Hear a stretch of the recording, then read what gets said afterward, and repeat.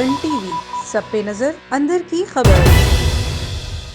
Senate इंतखाबात से मुतालिक 25 फरवरी को महफूज होने वाला फैसला आज सुना दिया गया। सेनेट इंतखाबात ओपन बैलेट के जरिए नहीं होंगे। मजीद फैसले में क्या कहा गया जानते हैं वहां पर मौजूद अपने रिपोर्टर A1 टीवी मियां अब्दुल बासित से। जी अब्दुल बासित, आगाह कीजिएगा। जी अमन, बिल्कुल आज सुप्रीम कोर्ट में सेनेट इंतखाबात के हवाले से जो फैसला आया उसमें यही कहा गया है कि सेनेट के इंतखाबात ओपन बैलेट के जरिए नहीं कराए जा सकते।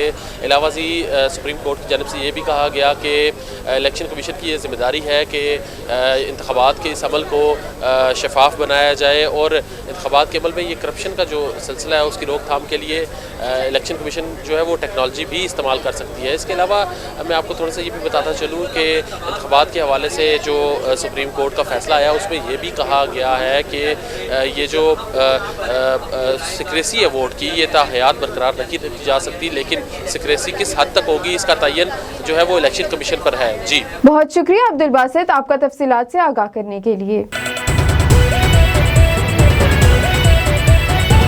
A1 टीवी, सब पे नजर, अंदर की खबर।